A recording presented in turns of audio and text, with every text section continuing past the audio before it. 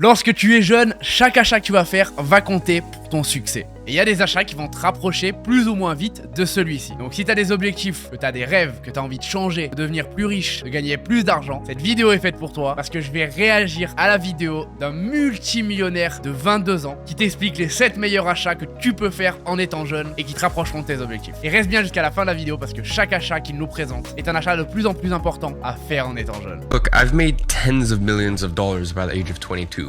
And I've also spent millions of dollars just on my personal life.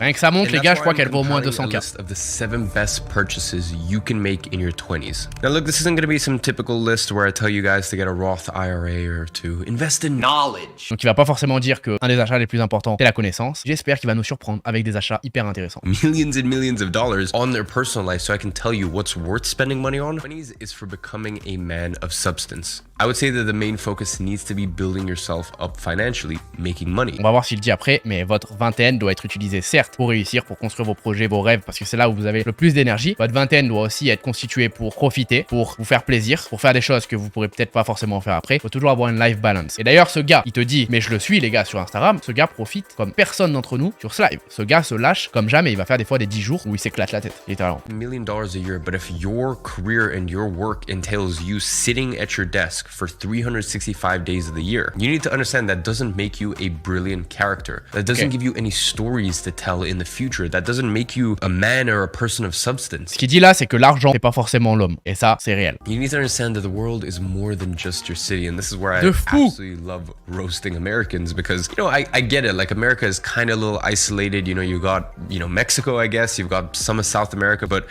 for most Americans, a lot of them have never left the United States. Africa? Nope. Regardez. No, that's Africa. What is this? I don't know.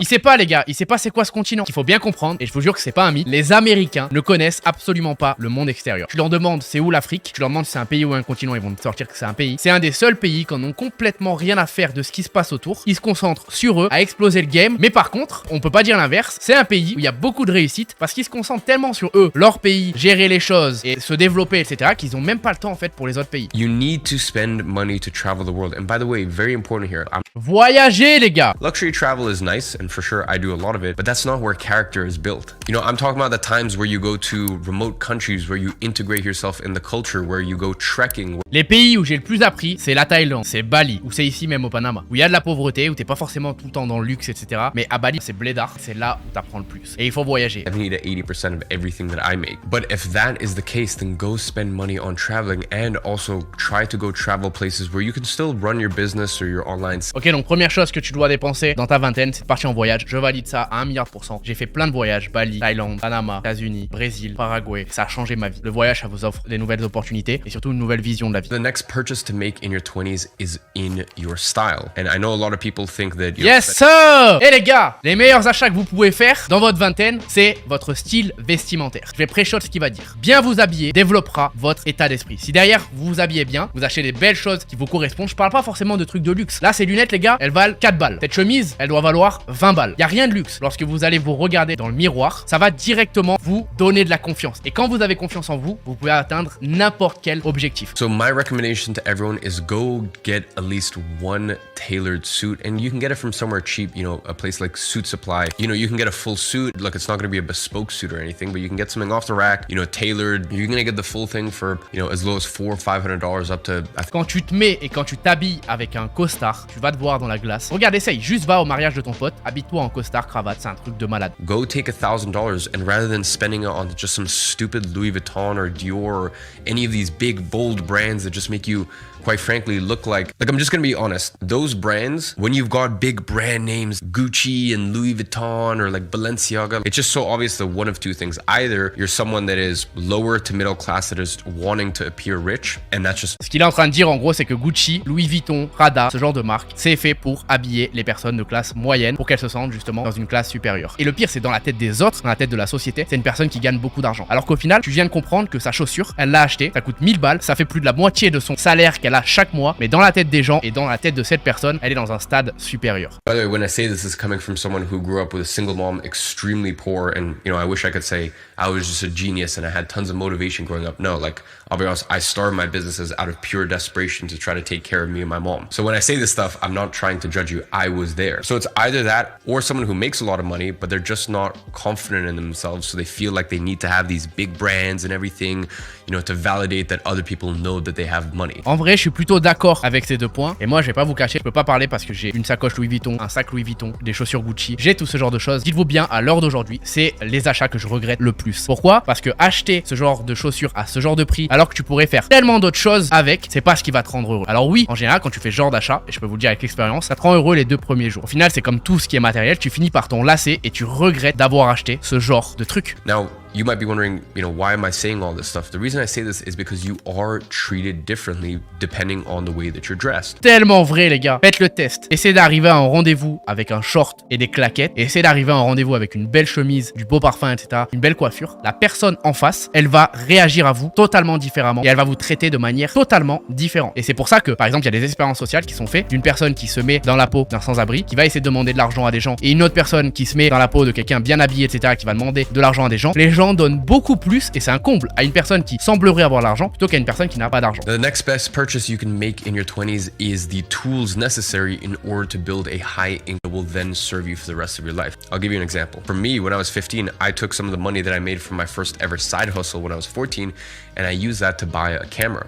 So I used that to learn photography, videography, and that led into me doing client works. And then that eventually led into me having my agency, which was the first business I started when I was 16. I was a creative agency for a year. And then Il y a plein d'agences, il y a plein de marques, il y a d'entreprises qui recherchent justement des photos. Vous pouvez faire des mariages, vous pouvez tout faire. Donc acheter un appareil, par exemple, justement, ça devient un truc qui vous fait gagner de l'argent. so many high income skills that I've picked up over the years that, like, if I lost everything, literally everything, I know that I'm always fine. Quand tu as réussi un projet, un business, peu importe si même demain tu repars de zéro, faut bien comprendre une chose, c'est qu'en fait, grâce à tes compétences, grâce à ton expérience que tu as acquis, tu ne pourras jamais, entre guillemets, repartir à zéro. Parce qu'en fait, tu auras compris comment justement l'argent ça fonctionne, comment le business ça fonctionne, comment créer une entreprise ça fonctionne. Tous les millionnaires qui, par exemple, un jour ont été super riches et derrière sont repartis à zéro, ils repartiront aussi super riches et en plus ils repartiront plus fort parce qu'ils auront appris de leurs erreurs. I recommend you go to public speaking classes. You know, this is money that you can invest in to really hone in and really refine the skill. Let's say, for example, you want to learn code. Obviously, there's a bunch of really good courses and programs out there dedicated specifically to that. Une grosse compétence qui peut se monétiser fortement, apprenez-la à fond et vous allez faire de l'argent avec. Now, the next purchase is something that a lot of people will really sort of disagree with me on, but I want you to put your ego to the side and just listen to me, please. The next best purchase you can make in your 20s is a watch, and by that I specifically mean an expensive timepiece. Déjà, alors attention, hein, dans votre vingtaine, peu de personnes vont pouvoir s'acheter une Rolex, une Audemars Piguet, encore moins une Richard Mille, etc. Je pense qu'il oublie aussi où en sont les gens quand ils débutent, mais bien évidemment que acheter une montre, c'est un bon investissement. Donc il va dire deux choses. Il va dire que si vous achetez la bonne montre, déjà elle va faire que gagner de l'argent. Donc c'est un très bon investissement comparé à beaucoup de personnes. Jean-Michel le hater. Mais pourquoi t'as acheté une montre? Tu te la pètes. Non, j'ai acheté une montre à 10 000 parce que ma montre à 10 000 aujourd'hui elle vaut 20 000. Et en plus de ça, je la kiffe. Première étape. Et deuxième étape, avoir une Rolex. C'est la réalité, je vous jure les gars. Les gens qui ont des Rolex et qui sont sur les réseaux sociaux, ils sont pris différemment par les gens qui en ont pas. Et puis derrière, on les considère plus, etc. Et c'est triste, c'est l'apparence, mais je vous jure que c'est la réalité. Plein de personnes sur les réseaux, ils font pas d'argent, ils ont pas d'argent, etc. Ils te vendent quelque chose, et au final, juste le fait qu'ils ont une Rolex, tu sais même pas si elle est vraie ou pas, ils réussissent à faire de l'argent avec. Parce que dans la tête des gens, la Rolex, c'est le truc de la réussite. People tell me that I'm an idiot for having at this point almost $4 million watch collection, and yet for my, let's say, $3.5 million watch collection, I've only put in maybe $2.2 million out of that. So I've made, Voilà. you know, well over $1 million. Il a gagné plus d'1 million seulement en investissant dans les montres. See, because very early into me making money, I've always been very passionate about watches, so I have a good relationship with the brand where, you know, if I buy a watch, I walk out and it's instantly worth, you know, substantially more than I paid for it. You'll start to understand this over the years. There's a difference between spending money and parking money. You know, for example, there's a lot of watches out there where, let's say you spend $10,000 on it and you walk out the store and it's worth $6,500. Et avec les voitures, c'est quasiment toutes les voitures justement où c'est ça. Acheter une montre est en général un meilleur investissement qu'une voiture. What I'm saying is that $10,000 watch you want, let's say, you know, you walk out the store and $6,500, well then I recommend you get it from the open market and you buy it for $6,500 because you know it's towards the end of the depreciation curve as is. So I recommend buying a luxury timepiece for everyone watching this as long as you have $30,000 liquid or more. You know, because look, for me, you could have $30,000 in the bank, or you could have a $10,000 watch and then $20,000 in the bank. But having that money in the bank gives you absolutely zero benefits. A client sees that you have a $10,000 or $15,000 Rolex on your wrist. It's literally instant status. It's more credibility. And I know it sucks. Exactement. Si vous avez un business où derrière il faut aller voir des clients, si le client vous voit une montre, cette montre ça devient pas une dépense, ça devient un asset. Ça devient quelque chose qui va vous servir pour votre business parce que vous allez pouvoir négocier bien plus que si vous l'avez pas eu. Le client va vous considérer différemment. Now, for some of you guys, you have gotten yourself into sticky situations where you have way too much debt.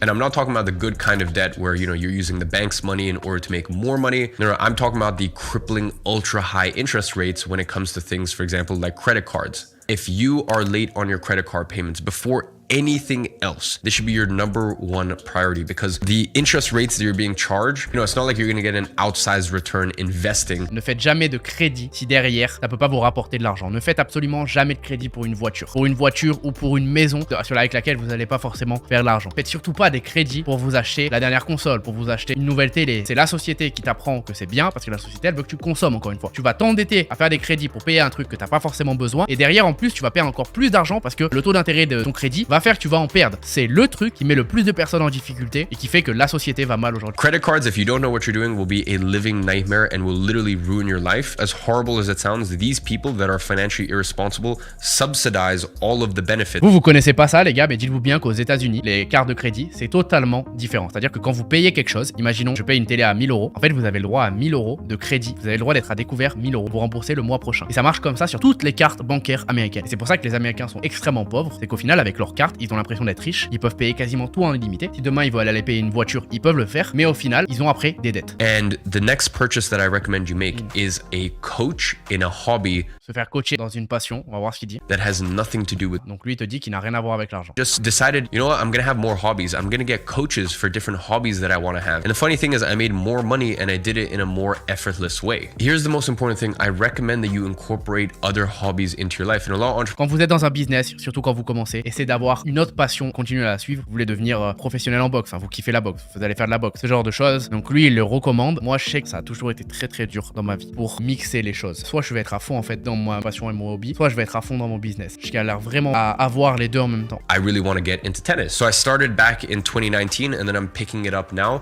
You know, I've spent an hour and a half multiple times a week playing tennis. I feel more motivated, I feel more disciplined, I feel more excited for the day because I'm like, I've already challenged myself in something outside of business. Mon associé d'ailleurs, il va à la salle de sport, il est très très bon dans le business, il travaille énormément. Derrière, il arrive à faire du paddle aussi, du tennis, et en gros, il fait full sport. Donc c'est vraiment possible. Et en plus, ça lui fait un bien fou. Donc je suis d'accord avec ce qu'il dit. So 9 months ago, I put on my skis for the first time ever, and I was just terrible for the first few days. And eventually, after a few days of coaching, I got really good. And when I sat back down at my desk, you know, every day after skiing. C'est pour ça que par exemple, ce que j'encourage toutes les personnes qui débutent, etc., c'est d'avoir, comme il dit, une passion autour. Et aller à la salle, les gars. Faites du sport, c'est pas la salle, faites un autre sport. Mangez bien, changez physiquement. Ça va, comme il dit, vous apporter quelque chose d'autre que derrière juste le business. Et en plus de ça, ça va vous apporter un bon physique. Vous allez avoir plus confiance en vous. C'est un cercle vertueux. La salle, les gars, ça a changé ma vie. Now, the final best purchase you can make in your 20s is Enfin, un conseil que je pense tout le monde connaît. Est-ce que tout le monde le fait? investing. And I left this for last because you can look at 101 different YouTube videos out there. They're all going to say the same thing. And I will say, after paying off your credit card debt, this is by far the best next option. I think a lot of people out there, if they can only invest $50 a month, they're like, oh, what's the point? This isn't going to turn into a massive portfolio. That's not the point. The point is that if you're investing $50 every single month, once you get to a point where you can invest $500 a month, you still have that habit.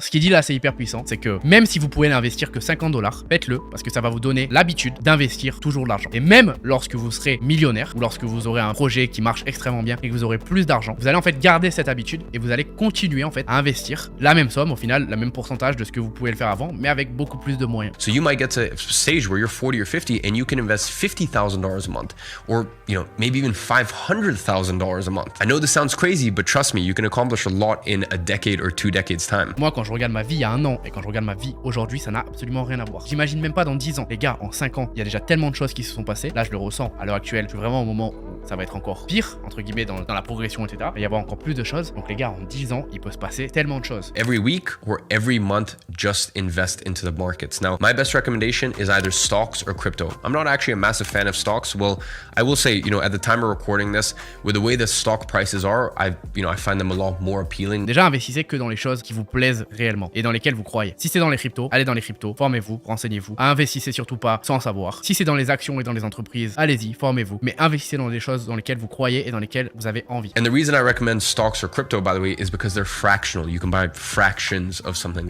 À la différence de l'immobilier, acheter des crypto-monnaies achetées en bourse, vous allez pouvoir acheter pour 50 €. Si demain tu veux acheter une maison, c'est un peu plus compliqué. Et en plus de ça, l'avantage des cryptos, de la bourse, etc., c'est que tu peux les revendre directement. Quand tu achètes une maison, c'est plus compliqué, il faut que tu trouves derrière ton propriétaire, etc. Moi, j'aime beaucoup ce genre d'investissement parce que derrière, imaginons que tu as un gros problème dans ta vie. Imaginons par exemple comme moi, tu vis pas en France, derrière ici la santé elle est payante, tu as quasiment plus de thunes et par exemple un membre de ta famille il se blesse et tu as besoin de beaucoup d'argent. Je revends mes actions, je revends mes cryptos et derrière, je peux tout simplement subvenir à mes besoins urgents. Ladies and gentlemen, this video will get you started. And as I said, I've shared things. Et on a terminé cette vidéo YouTube. YouTube, toi qui regardes cette vidéo, tu peux t'abonner à la chaîne et surtout activer les cloches parce qu'au moment où je tourne cette vidéo, je suis en live. On a des entrepreneurs déterminés, on a des gars qui veulent passer à l'action sur le live. Et du coup, on fait ça quasiment tous les soirs. Et on se retrouve très vite pour une prochaine vidéo. C'est Adam. Let's go!